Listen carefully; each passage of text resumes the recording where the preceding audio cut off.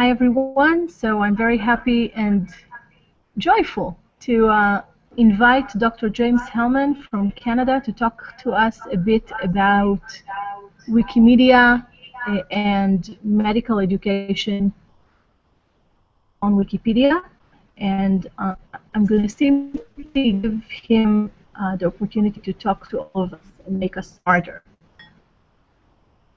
If you have any questions, please just click on the chat and we'll ask James.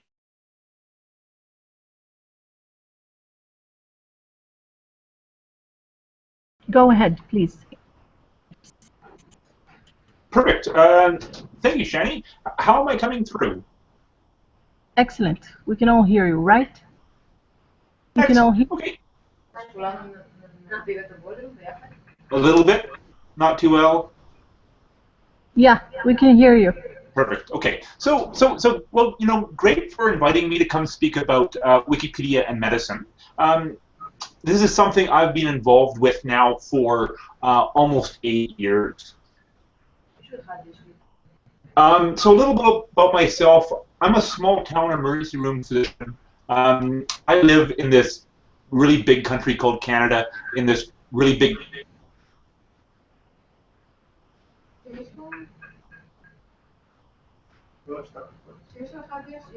את השתקת ג'יימס.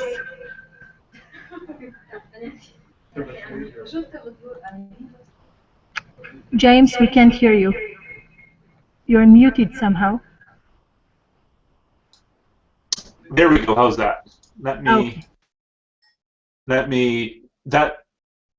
I've muted you there, Shani. So maybe if people just type, that will help prevent more feedback from occurring. So let me begin here. So I'm going to speak about Wikipedia and medicine. This is something I've been involved with now for about 8 years. A little bit about myself. I'm a small town emergency room physician in Canada, in the corner of British Columbia. Just below the map of Canada, you see this picture of these gorgeous mountains. These mountains are about 20 kilometers from where I live. I have some academic affiliations. I'm associated with the University of British Columbia, which is about 800 kilometers from where I live. Back in 2008, I was working a night shift. It was the middle of the night. My apartment was quiet. I was looking around the internet, and I came across this article that was horrible. And I thought, this is really bad. People are reading this sort of stuff. And then I noticed there was an edit button. And I realized that I could improve, that I could fix the internet. Just a sec, we have some kind of feedback. We have to figure it out so we can hear you well. Okay. So, פשוט, כן, קודם כל אחד, מי שיש לו אוזניות שיתחבר לאוזניות, למי אין אוזניות? לשלישייה. אז אנא תישארי פתוחה ואתם יכולים לצפות אצלה, כאילו לראות אצלכם, תנמיכו את הכל לאפס, בסדר? ורק תראו את הוויזואלי. אוקיי. Yes. So one thing that might help is if we turn off the video, if everybody turns off their video until the end, that might improve our use of bandwidth. It's okay now. It's just too many laptops opened together.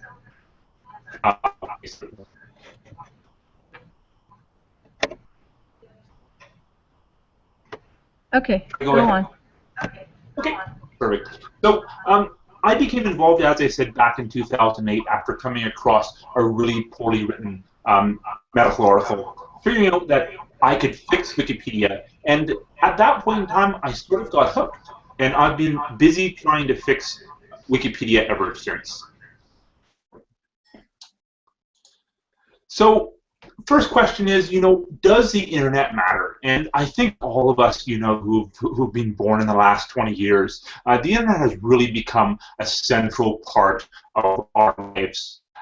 Here's some interesting graphs looking at where people in the United States get their news, their international and their national news, and how this has changed between 2001 and 2013.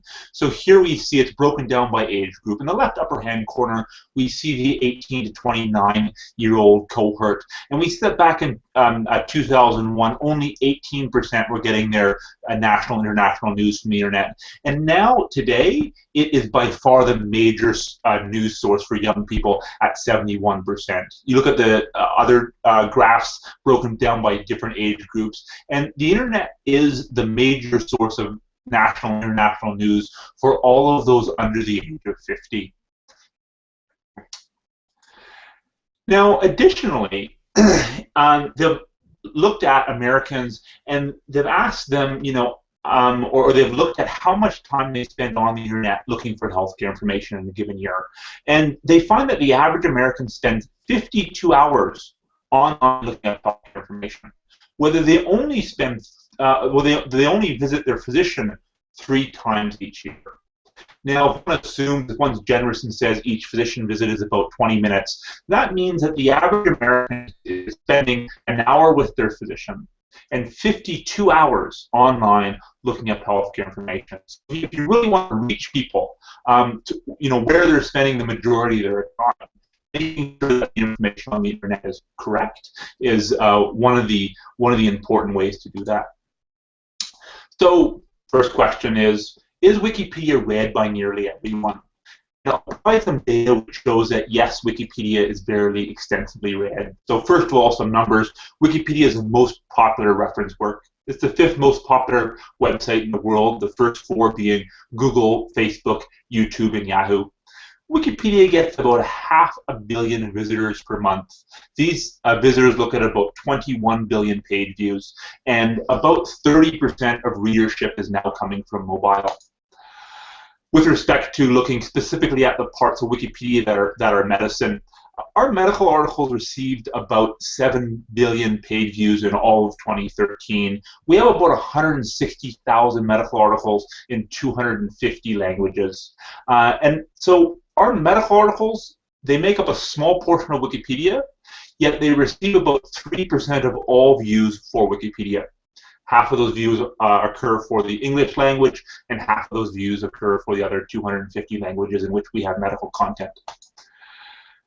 Now, with respect to who's using Wikipedia, they've surveyed physicians both in the developed world and in parts of the developing world, and they've found that Wikipedia is not just extensively used by the lay public, but it's also extensively used by physicians in clinical practice. And rates of use have varied between 50 to 100% depending on the surveys. Same thing for pharmacists, 35 to 70%. Usage among medical school students is exceedingly high. And some surveys have usage by medical students. Wikipedia is their single most used source. Additionally, it's extensively used by journalists and politicians. We know it's extensively used by politicians as we occasionally catch them borrowing word for word from our content. So the survey of medical students, which found that 94% of students are using Wikipedia, this was among students in the Western world. This is among students who had access to the best available sources out there. They had access to world-class libraries. And they asked them, why have you turned to Wikipedia rather than all these other amazing sources you have available? And their answer was that, well, Wikipedia is easy to access. I just type it into Google and there it is. It's easy to understand. It's not written by and large in horribly complicated medicalese. And there's not multiple layers of passwords and firewalls I need to break through before I can access the content I'm looking for. Now, back in 2014, we compared usage of Wikipedia to the other most accessed healthcare websites on the internet. And we found that based on a couple of different metrics, Wikipedia is one of the, if not the most used online internet medical resource in the world. The NIH WebMD is about half as much, then Mayo Clinic, NHS, which is the UK World Health Organization, and Up to Date, which is a very popular for-profit website. Well, it's very well put together. It's not very extensively used because of costs associated with subscriptions. Additionally, we've been working with some researchers from Microsoft, and we asked them a couple of months ago, based on Bing search data, what was the single most used internet site in the countries of Liberia, Sierra Leone, and Guinea during the height of the outbreak of Ebola? And surprisingly, Wikipedia came ahead of CNN, the CDC, and the World Health Organization with respect to health content. So, you know, Wikipedia containing accurate information is critical for many people's health in many areas of the world. Ebola doesn't have any specific treatment at this point in time, but through education, it is highly preventable. Next question. Does Wikipedia cover nearly everything? What is the scope of Wikipedia? If one was to take the English version of Wikipedia and print it out as of 2014, this is how many volumes of the Encyclopedia Britannica it would take. Over here on the left-hand side, we have a person about 6 feet tall, and beside them are multiple bookshelves with each one of these little blue squares representing one version of the Encyclopedia Britannica. Wikipedia is the largest reference work on the internet and the largest reference work to ever exist.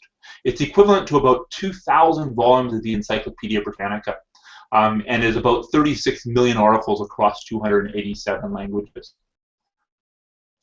If one is to do the same thing just looking at the content on Wikipedia that's medicine, it would be equivalent to 127 volumes of the Encyclopedia Britannica. So where does Wikipedia come from? Wikipedia, of course, is written by editors. How big is this group of editors? And Wikipedia sort of has a large number of editors, but it sort of has a very small number of editors.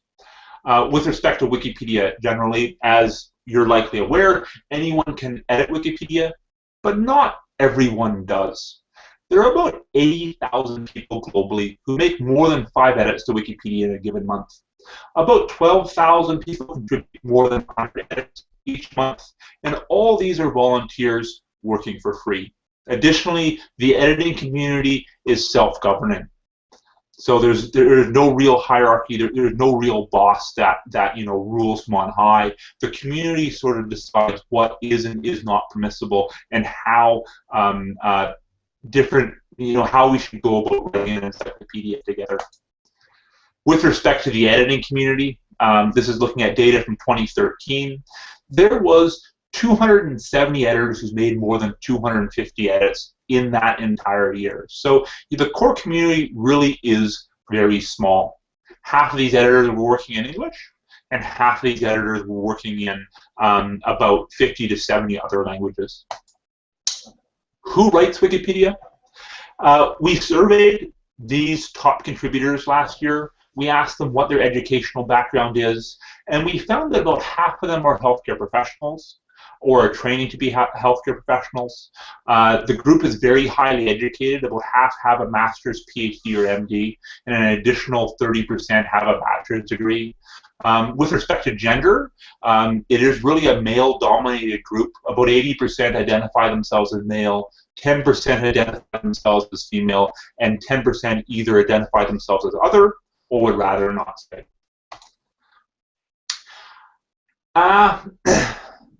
Woman writing her master's about the community of Wikipedia investigated why these people who make up the core community of Wikipedia spend their free time working on Wikipedia as they do. And she found 4 main reasons. She found that those who edit Wikipedia find it's a great way to learn the subject matter they're writing about. These people, they have a positive opinion about Wikipedia and about free culture generally. They enjoy spending their time researching topics and writing about them. And finally, they feel a responsibility to the wider public. They feel that they have a duty to make sure everyone has access to high-quality healthcare information. Now, one of the concerning trends that we've found, especially for the English Wikipedia, is the number of people editing medical content has been decreasing since 2007. The number of editors has decreased, the number of people who made more than one edit has decreased nearly 40% between 2008 and 2013. And one of the things we're investigating is, why has this occurred? A number of theories to be put forward. When Wikipedia started, it was one of the first Web 2.0 applications. It was one of the first sites that allowed the general population to contribute. Since the Wikipedia's height and at the large community of 2007, many other sites that allow people to contribute have sprung up. So, for example, Facebook became huge in 2007, and now a lot of people spend a lot of time contributing to Facebook. Now you can contribute to YouTube, you can contribute to blogs. There's just so much competition in this sphere, and we believe this is one of the reasons why Wikipedia has now been struggling to recruit and retain editors. One question we often get from academics is Wikipedia reliable? And the answer is sort of yes and sort of no. First of all, with respect to reliability, it depends on how you define reliability and what you compare it to. One thing to always keep in mind is that there is no perfect source. There is no one source out there that has absolutely no errors in it. If you spend enough time reading them, you'll pick up errors. Journal articles, even from the best available sources, are sometimes mistaken and sometimes get withdrawn years later. One of the famous ones is by Wakefield, that was published in The Lancet. It was after nearly 10 years. He claimed to have found an association between autism and vaccines, and 10 years later they determined that his research was fraudulent. So even the best available sources can publish stuff that is incorrect. The foundation of Wikipedia is verifiability, not truth. And our premise is that if we're using the best available sources, we will end up with hopefully the best available content. Comparisons of Wikipedia to Britannica in 2005 and 2012 have found that Wikipedia's accuracy is comparable to Britannica, but more research is definitely needed on this topic. An interesting survey from the United Kingdom asked the general population, how much do you trust Wikipedia as a news source versus other news sources in the United Kingdom?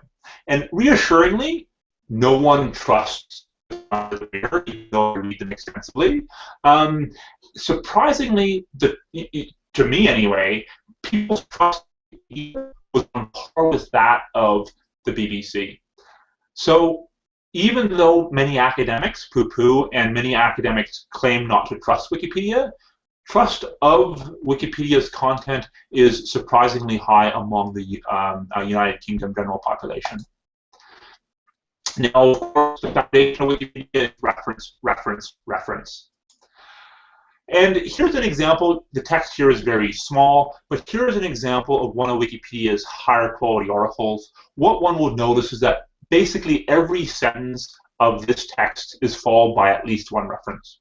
We at Wikipedia, we reference much more densely than an academic journal. We reference much more densely than a medical textbook. And we do this because we don't have in place mechanisms to verify the academic credentials of the authors. So the content on Wikipedia needs to stand entirely on the references themselves.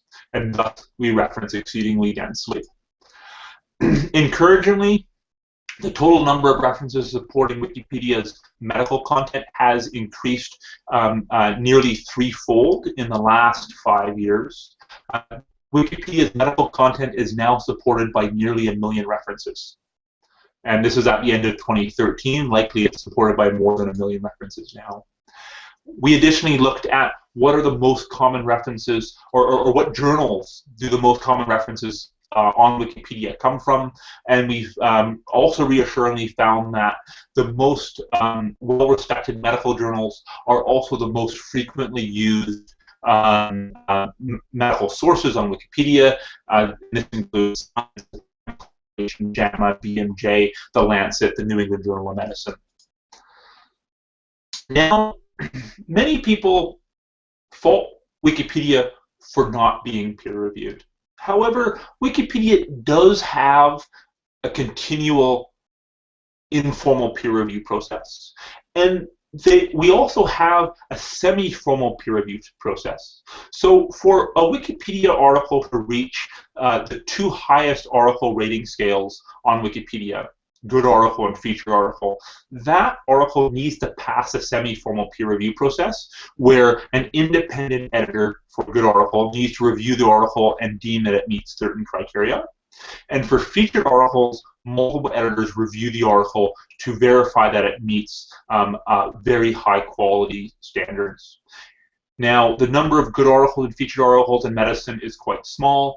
Among all of our articles, only less than 1% of articles have passed this semi-formal peer review process. So there's still a great deal of work to do before Wikipedia is consistently of very high quality.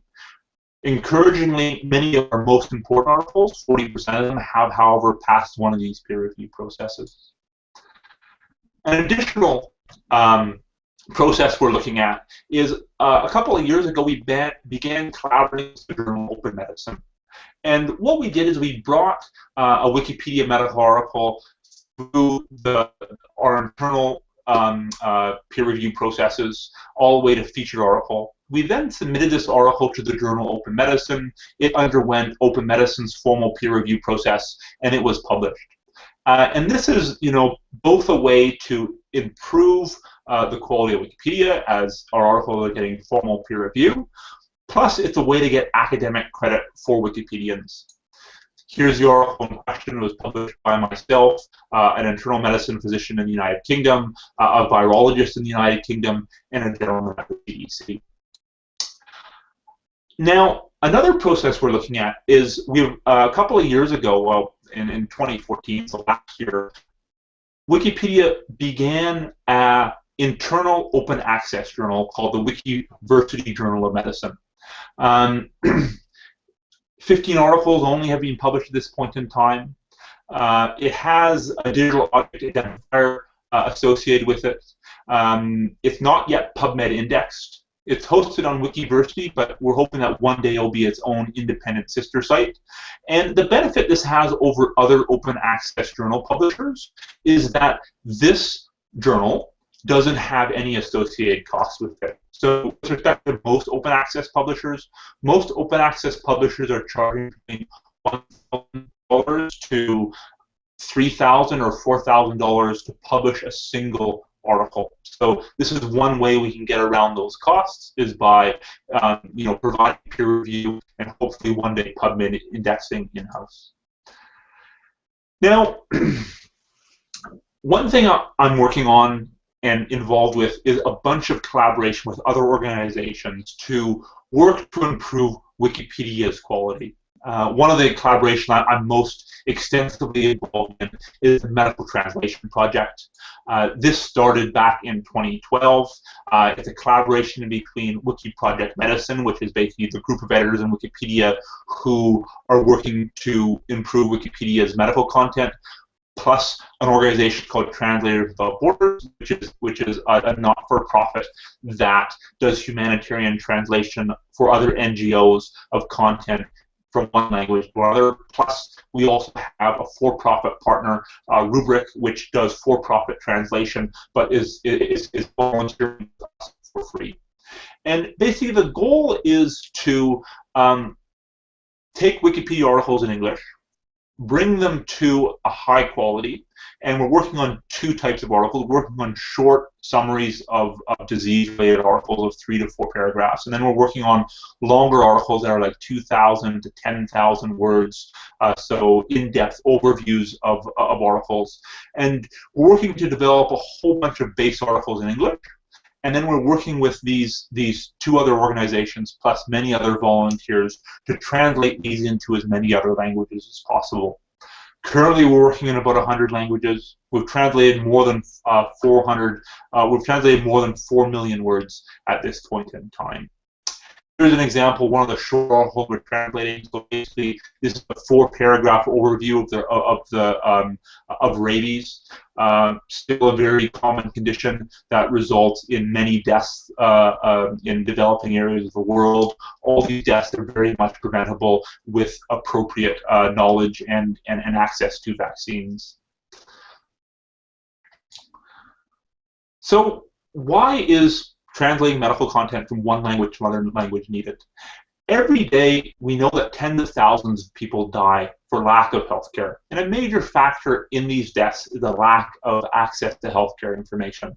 So, for example, many people believe that if their child has diarrhea or their child has vomiting, they shouldn't give the child anything more to eat or drink because it'll go right through them.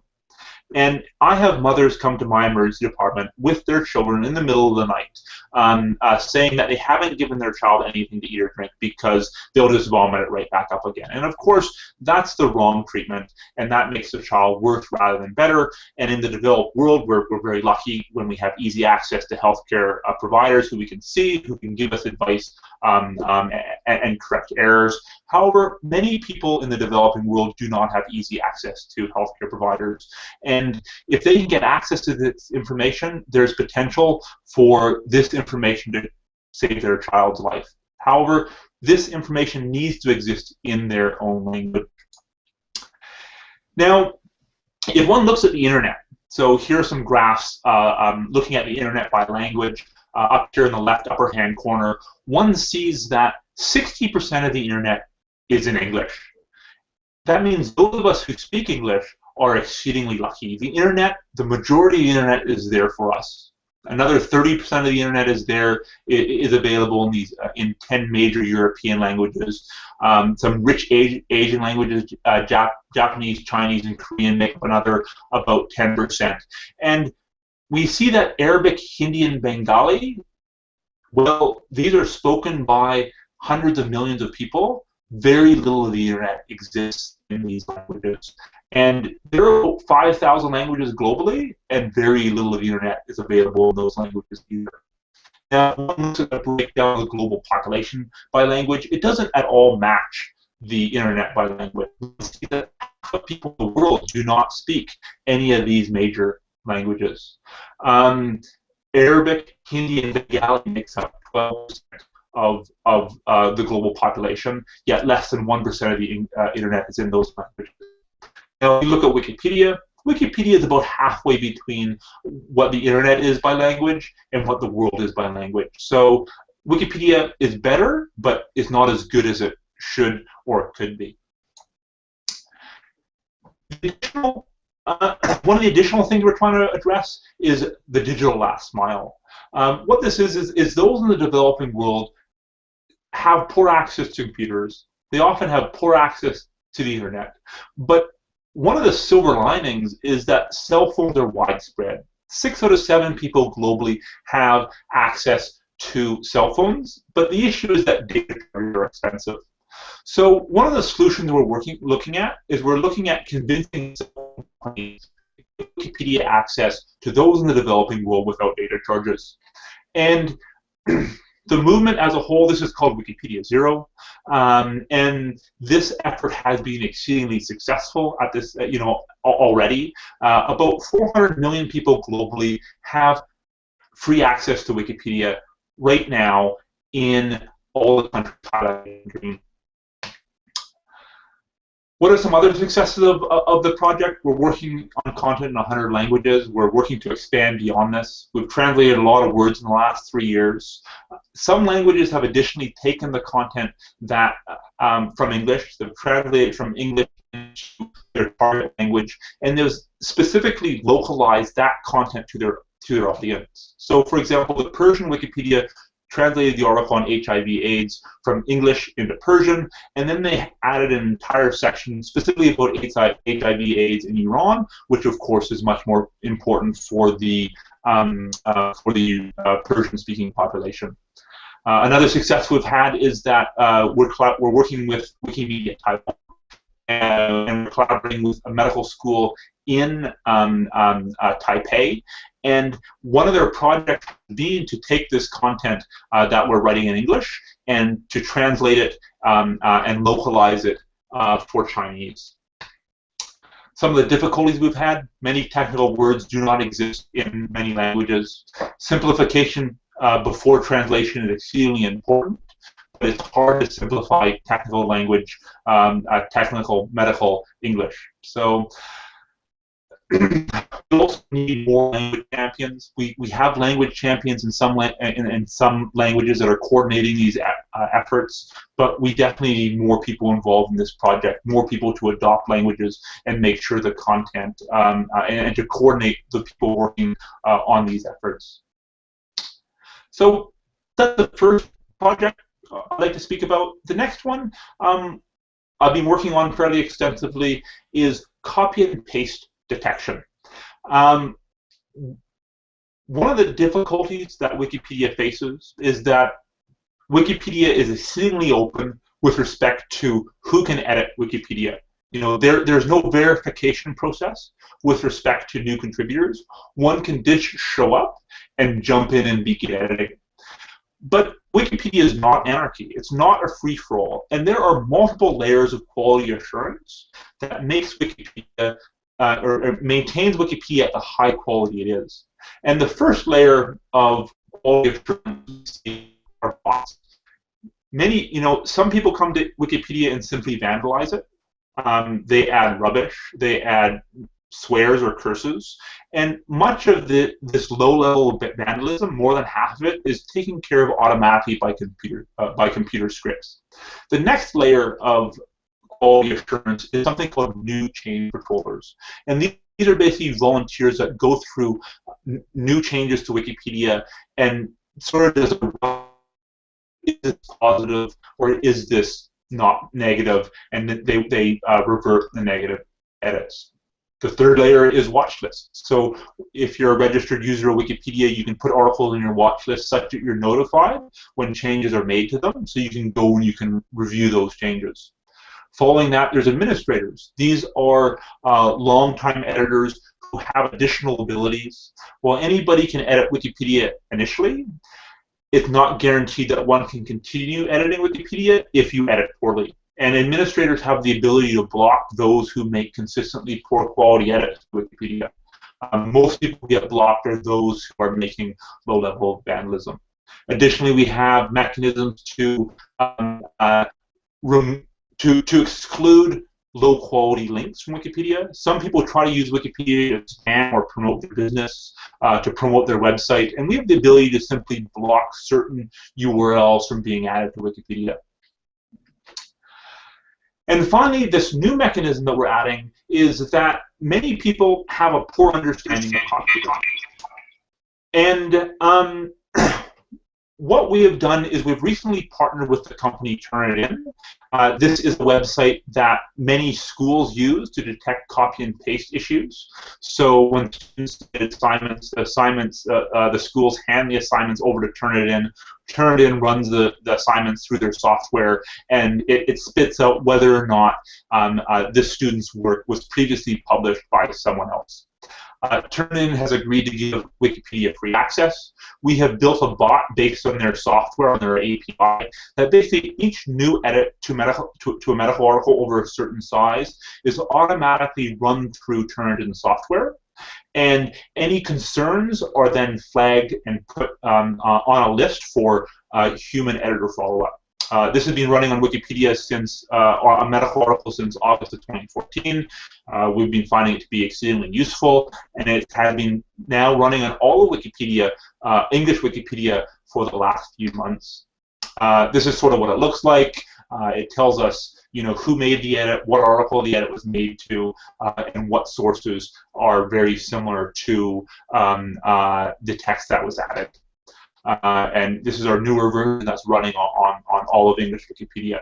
One exciting thing is there's the possibility of this software running on 30 languages. I know someone has been playing with it on Hebrew Wikipedia.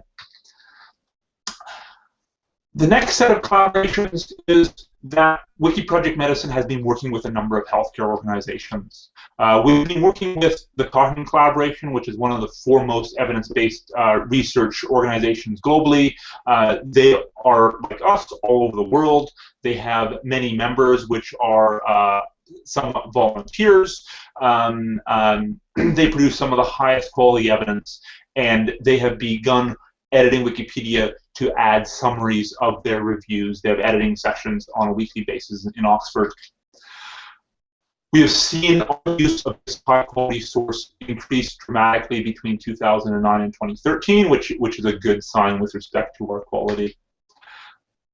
Another interesting collaboration, and they've actually done this independently, is there's a university textbook company called Boundless.com.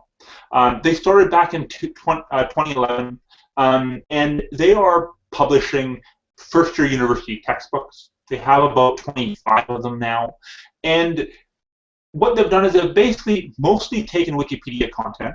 They've trimmed it down so that its scope is appropriate for a first-year and second-year university class. And they're offering these textbooks for free, or they are offering them for, I think, about $20 with all these add-on quiz questions. Plus, they will also rearrange the textbook so that the Wikipedia-based textbook will match the textbook your class is using. And they claim that this textbook is used by 2,000 plus university colleges and by more than 3 million university students in the United States and globally. One class based out of Florida is even using this Wikipedia-based textbook as their primary textbook. And you know, they've been so successful that the other 3 big textbook publishers sued them. And thankfully, they either settled or lost. So these textbooks are still freely available. The competitors claim that they put a lot of thought into what content they put on what page, and they own copyright over the page numbers that their content exists on, which, in my opinion, is stretching a little bit. We're also working with the National Institute of Health. We're collaborating on generating simplified definitions of diseases. The National Institute of Health is using some definitions based on Wikipedia. They're putting these definitions through further peer review, and then they're referencing Wikipedia on their website, which is, yeah, giving people more credit. Another interesting collaboration is with the University of California, San Francisco College of Medicine. We've been working with the school there to offer a 4th-year elective for medical students. We've had 3 rounds of students go through this elective so far, of 5, 7, and 16 students. Basically, students, you know, when one hits their 4th year medical school, one can do electives in emergency medicine, one can do electives in orthopedics, and now at UCSF, one can do a full elective in Wikipedia. And they basically get to spend 4 weeks, a number of days of in-class lectures on how Wikipedia works. And then they're given 4 weeks to work on a Wikipedia article, partly of their choice, to bring it to a higher standard. Some things they've struggled with. They've struggled some with the formatting of Wikipedia articles.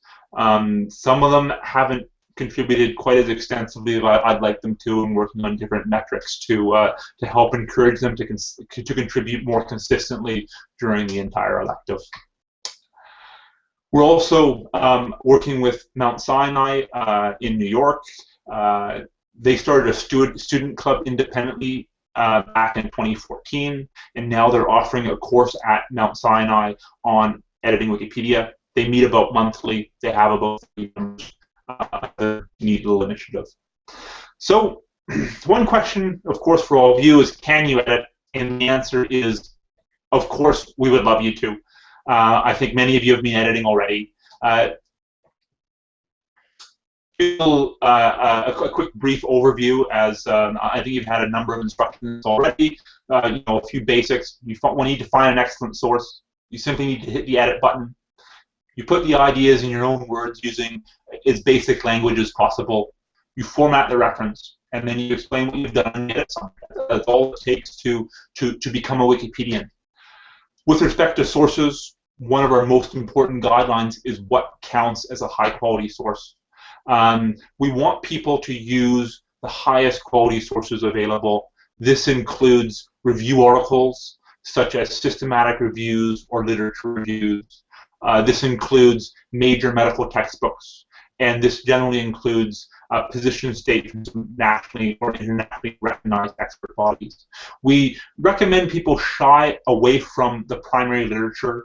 There are a lot of studies out there. For example, a company will do a study of an antidepressant, and there might be 30 or so of these studies on antidepressants, 60 of them done. And the difficulty with using one of these single studies is often what is published. What is published isn't necessarily all the available literature out there. So there's been, I think, about 50 SSRI trials. 25 of them have been published. 25 of them haven't been published. The 25 that haven't been published showed that SSRI didn't work for depression. The 25 that have been published, 20 of them claimed that SSRIs work for depression. So you have a thing called publication bias, and if you're using primary sources, you might miss the publication bias that's present, whether a good systematic review will take into account both the published and the unpublished literature. So we also have a manual style for Wikipedia called Wiki-Med Mos. This runs through what order sections should typically come in for different types of articles, what these sections should be called. It has some advice about writing for the average reader. For example, we typically use person rather than patient, we use kidney rather than renal, lungs rather than pulmonary.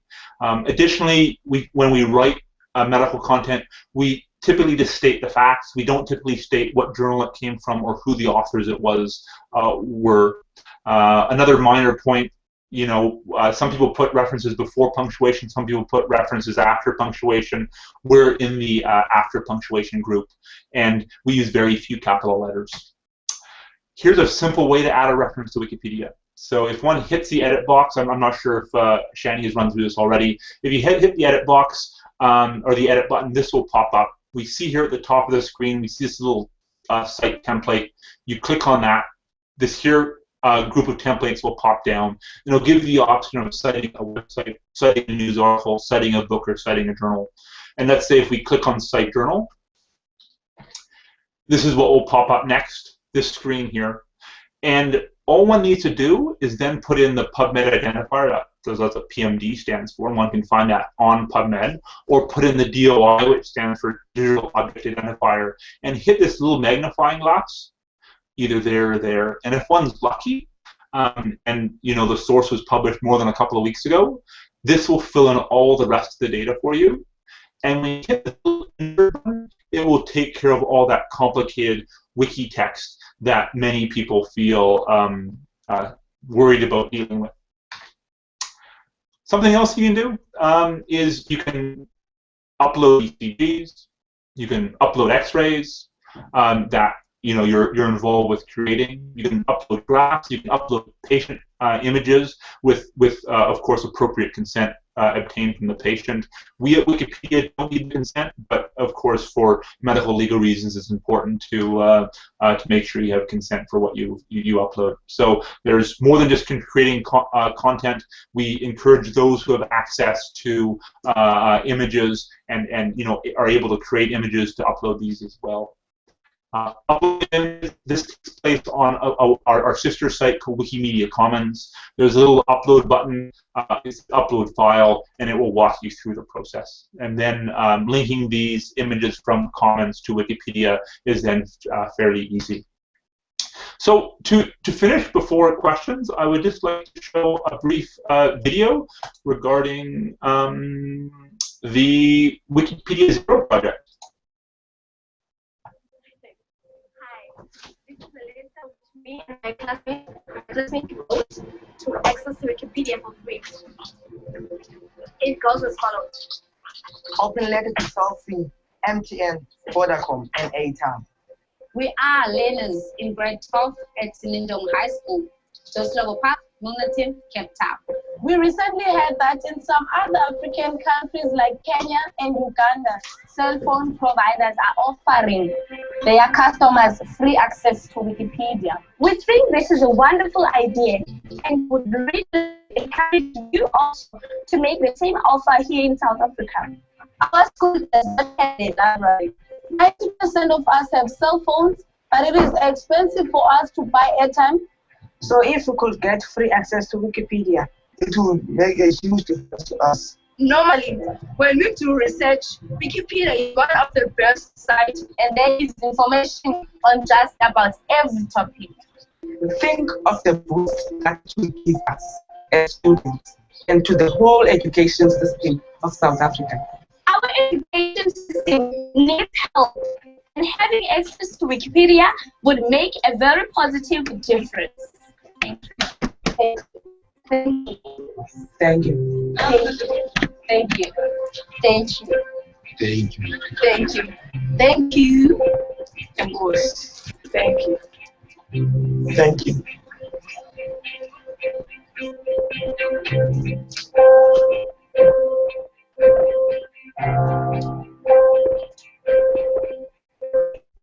Great. So,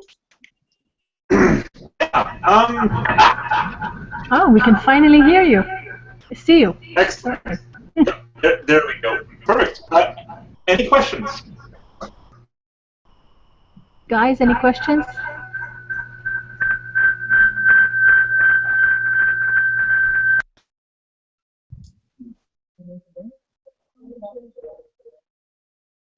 Actually, I have one question. I think it's a bit more personal than related to Wikipedia.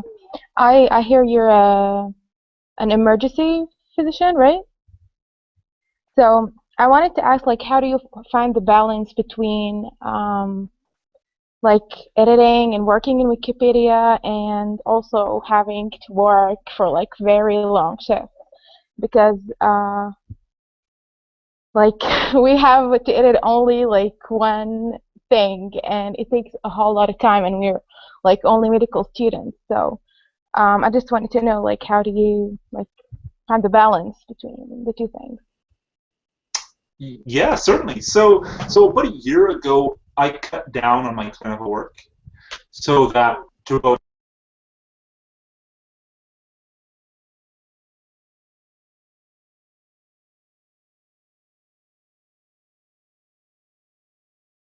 back.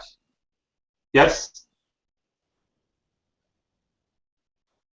Am I working? Am I coming through? Yes, you are. Okay, perfect. Yeah, so everything just closed down there for a sec, but here we are back. So about a year ago, I cut back on my clinical work as an emergency physician. So I'm now working about half time so that I have more time to dedicate to editing Wikipedia. An additional benefit of working in a small town, so, you know, I live in, as I showed you, basically the middle of nowhere. And my town has a population of about 13,000 people. And often when I'm working a night shift, and I work a lot of night shifts, between the hours of 4 in the morning and 7 in the morning or 6 in the morning, often there will be nobody in my department. So I can sit at work and edit Wikipedia while I'm waiting for more patients to come in. It's a pretty convenient arrangement. So I have greater opportunities than most people to both edit at work, plus I work less so I can work on Wikipedia more. Also, yeah, you know, fewer hours help. You know, I sort of, when I was in medical school, I always wanted to work with MSF. And I still haven't joined MSF. But I view working to improve Wikipedia to be the sort of the same activity. You know, I think it's important for physicians to dedicate a portion of their life to doing something related to humanitarian good. And so I sort of see working to improve Wikipedia's medical content to be my humanitarian effort to the world.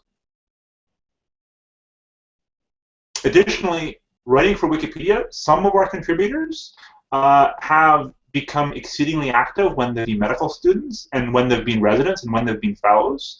They've found writing Wikipedia to be an excellent way to learn the material themselves. And I know that I've become a better doctor, I've become a more evidence-based doctor due to all the time I spend writing Wikipedia's medical content. James, can you actually say a bit more about how it's affecting your actual work?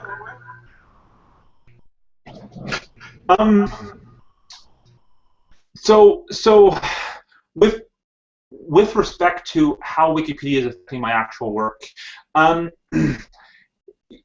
medicine changes fairly rapidly, and the amount of material that a physician needs to know to practice appropriately grows every year. So no matter whether you're a Wikipedian or not, you still need to spend a portion of your time studying medicine to stay up to date. You know, so some of the changes in my practice that have resulted from me spending time writing Wikipedia articles, you know, one simple thing is, you know, with respect to urinary tract infection and otherwise healthy females, you know, one doesn't necessarily need to do a urine dip to diagnose a bladder infection in most women. They can be diagnosed based on symptoms alone. And one can prescribe antibiotics just based on a woman's symptoms. And you know, it's unreasonable to give women with frequent bladder infections refills for antibiotics because they know when they're having a bladder infection, and because the symptoms are so accurate, you know, one can just tell them, you know, if you get symptoms of a bladder infection again, just fill this prescription, take these antibiotics, and you only need to come back to the emergency department if you do not get better after a couple of days. So, you know, these are changes to my practice I've made because of the time I've spent reading the medical literature while writing Wikipedia.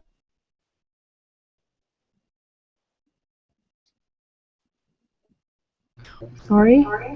Other questions?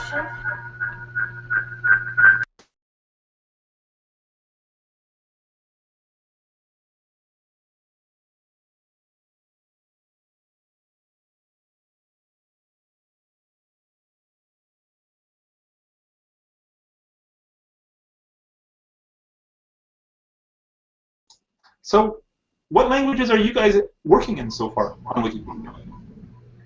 Well, this course is basically Hebrew, mostly Hebrew, and I'm hoping that afterwards, because some of our students are speak Arabic, they will also contribute to Arabic Wikipedia, maybe English Wikipedia a bit. There's a question here, so I'm going to switch off. Hello there. I have a question regarding when a patient comes to your clinic or to the hospital, and knows more than you about the specific disease that he or she has. How do you deal with these patients? Are you happy to know that they learn better than you do? How are you happy to know that Wikipedia helped them to know? Or how do you deal with them? Thank you. Yes, you know, great question.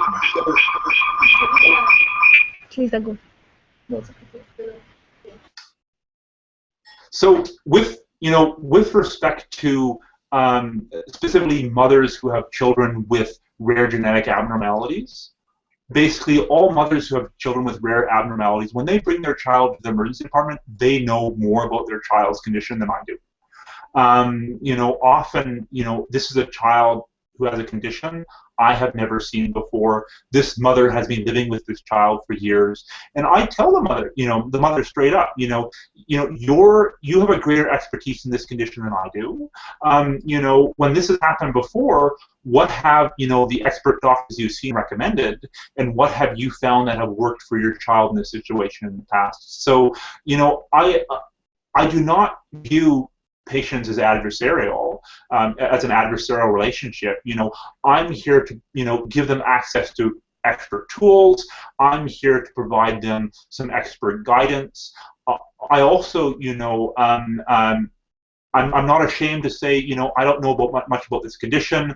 I'm going to go check some sources, some sources, and I'll come back and speak to you more about this, in a few minutes. I have access to stuff like UpToDate. I have access to professional sources. I also know how to, determine what's correct and what's incorrect within the medical literature. So I'm able to be, an expert to them, just my ability to find answers in the medical literature. So yeah, but it's also been really neat because as a Wikipedian, I have had patients come in to see me with copies of Wikipedia articles that I have written. And I'll be like, wow, this is really cool. So yeah.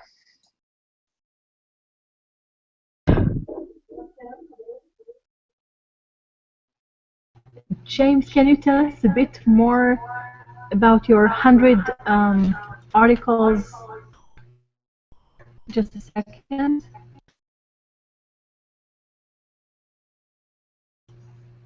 Can you tell us a bit about the 100 articles and the wish to translate them to so many languages and working with Translators Without Borders, which is really important to, in my eyes at least. We would love to hear more about that. Yes, exactly. I will just pull up. Let me. I'll just pull it up here for you. Just one sec.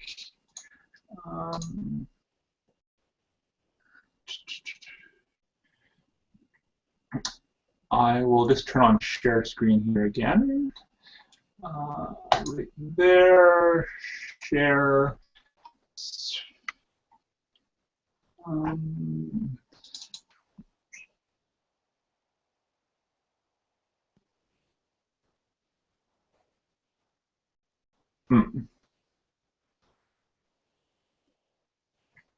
It's slow right now. Where did I put it? There it is. So our translation effort revolves around a set of I guess the tracking process of our translation project revolves around a set of Excel spreadsheets on Google Documents. And basically down here at the bottom, we have a list of basically the full articles that we see here, and we see that everything in green, these are articles that have been translated and that are live in these languages here, and these are the articles here on the left. These are the languages up at the top. This is where the process for translation is at in the middle, and we have multiple tables of these articles. Here we have Arabic. We have translated a number of articles from English into Arabic right now.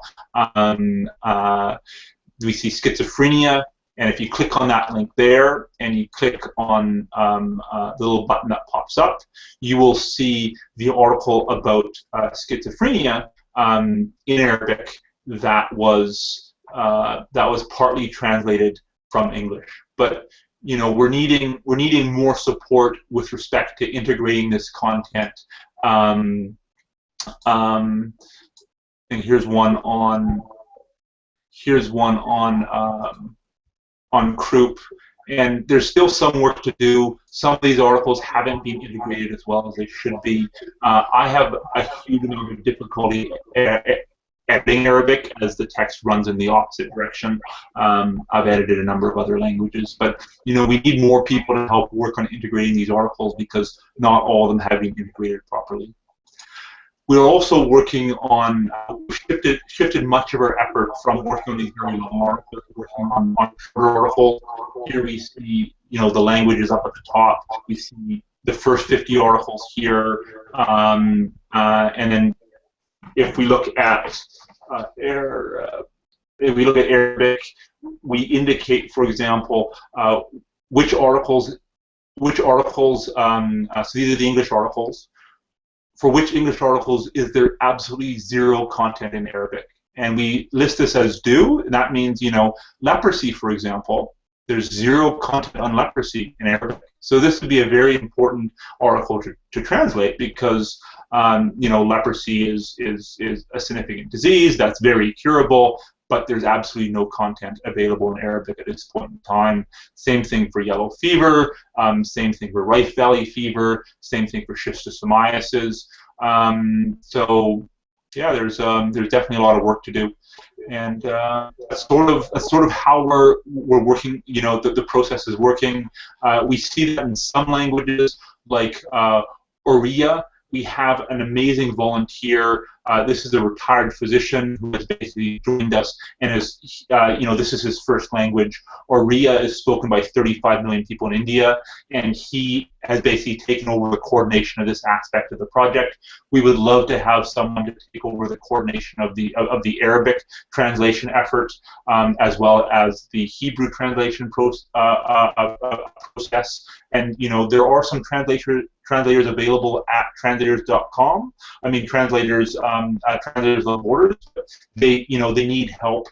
They need someone to come coordinate them.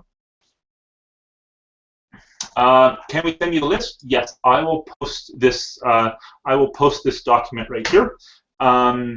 There's a list there, and so the first 50 are here. The second 50 are right beside it.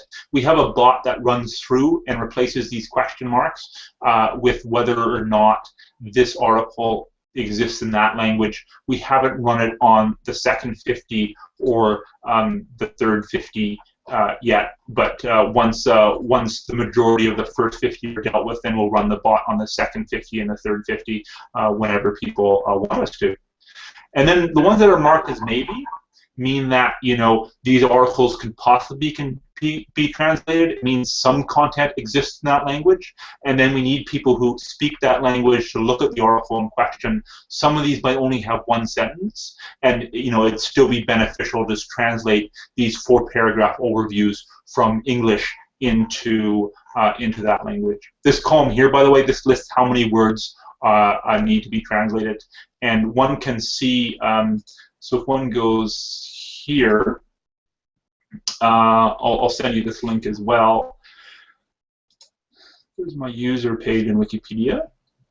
And then, so these are all the short articles that are ready for translation. If one was to, let's say, go to hepatitis A, and one can pull it up there. And this here is the only portion of the hepatitis A article we're recommending people translate from English into other languages. So it's just these 4 paragraphs here. Now, to translate this article from English into whatever target language, one can hit the edit button on English. One can take all this text here and copy it to your workspace. You know, so for example, you know, you take all this, you go Control copy, you go over to, let's say, your sandbox. Here's my sandbox. You go Control paste, and then, you know, you can just begin editing in your sandbox on whatever Wikipedia, and then you just translate around all the Wikimedia markups. So you leave, you know, you leave this text here because that's the reference. And then you just translate around it, and that will make sure that when you have finished translating all this content, all the references will be in place when you take the translation and you copy and paste it to whatever language you're working on. So Shani, and that's actually a good.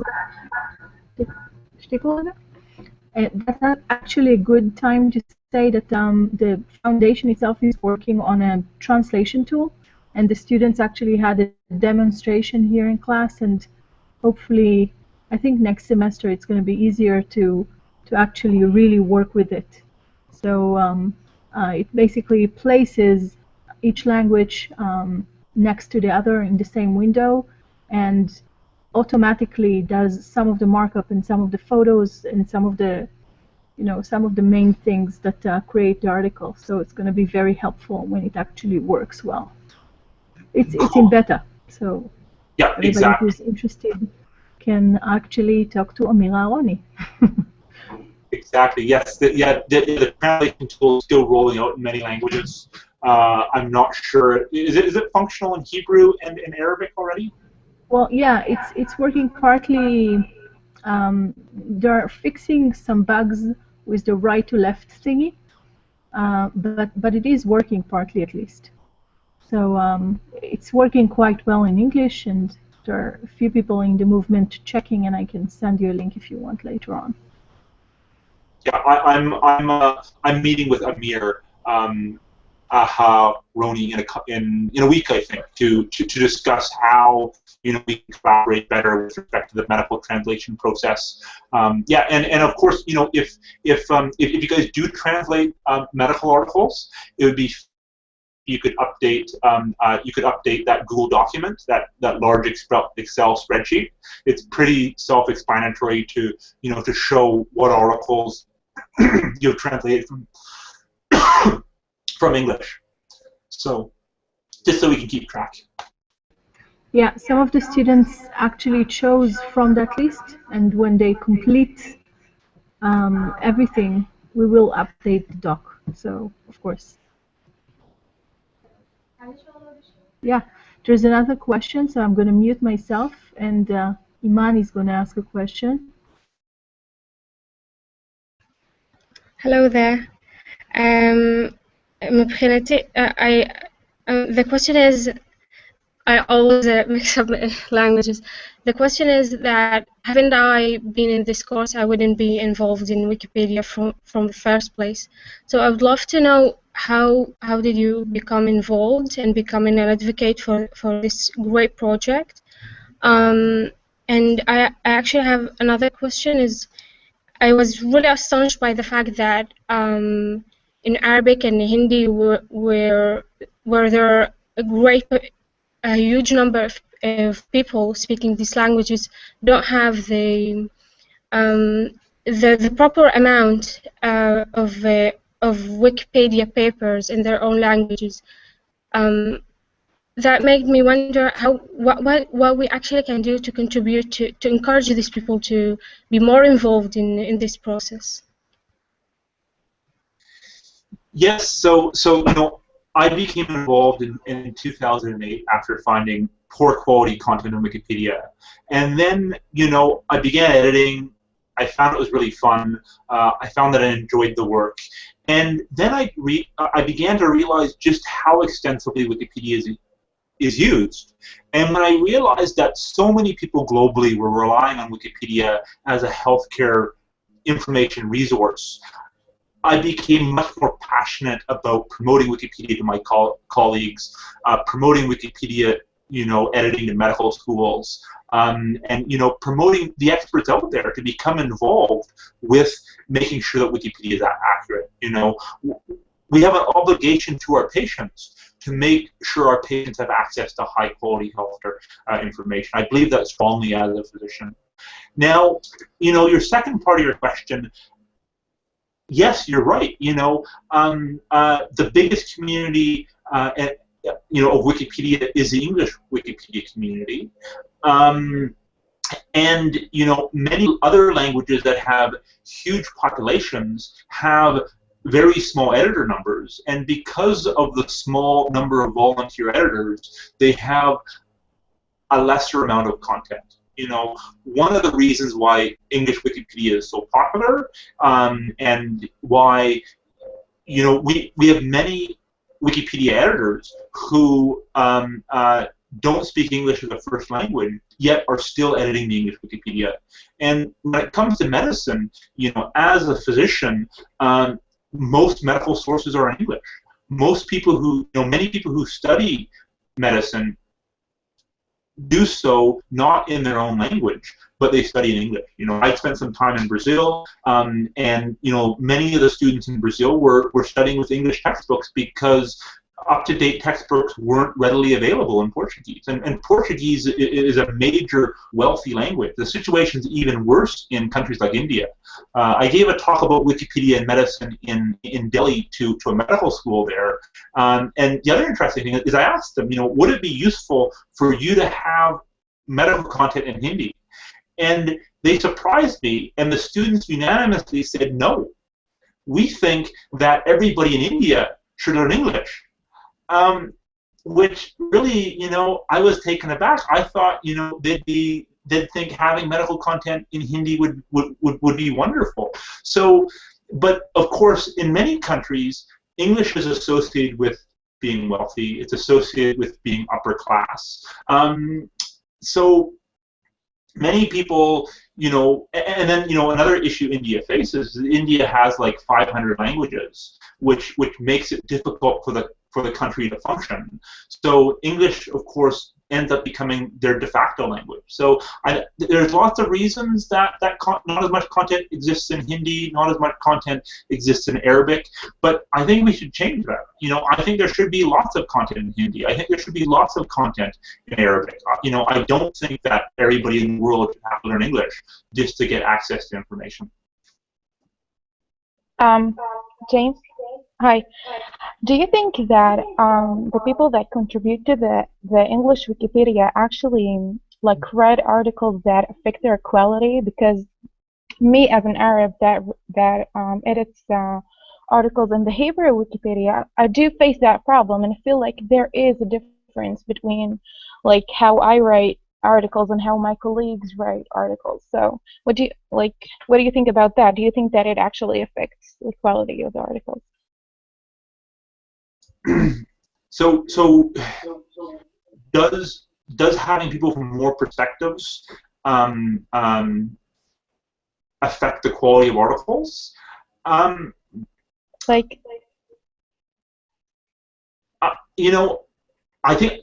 think there's a potential for having people with wider perspectives contributing to Wikipedia. I think there's a potential to improve the quality of Wikipedia.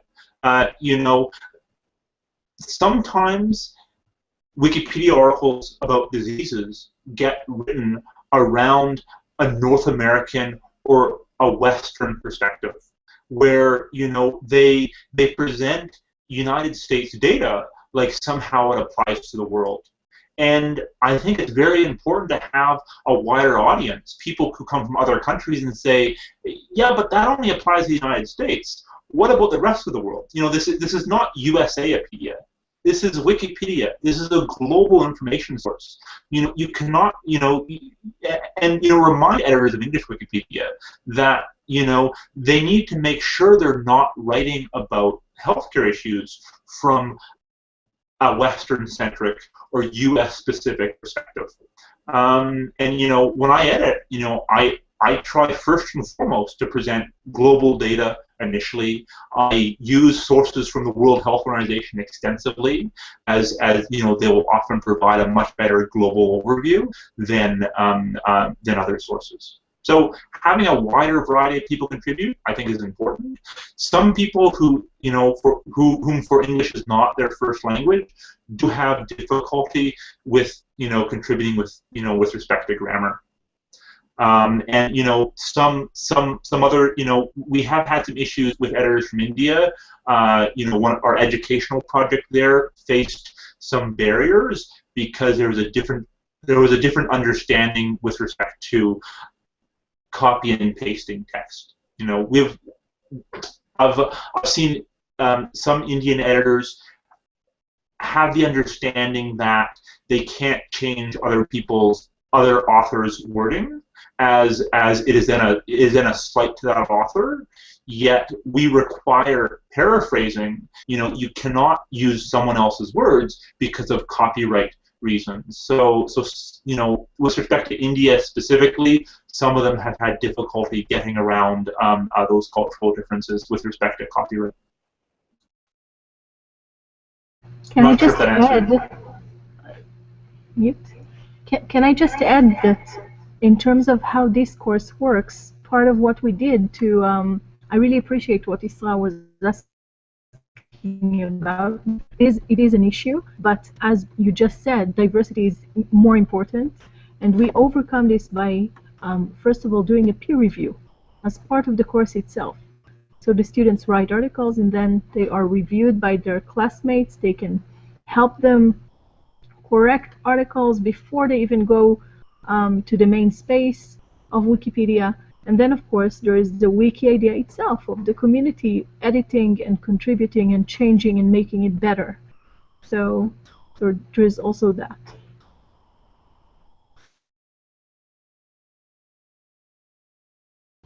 Okay, guys, any more questions? Okay. So on that happy note, we here at the Tel-Aviv University, as part of the Wiki-Med course at the Sackler School of Medicine, we want to really thank you for taking the time and taking away from your sleep to actually talk to us. And we will see you online and on Wikipedia. Perfect. More and more. So, exactly. Yay! So we are going off from the broadcast now and saying goodbye to everyone. Thank you. Perfect. And if you guys have further questions,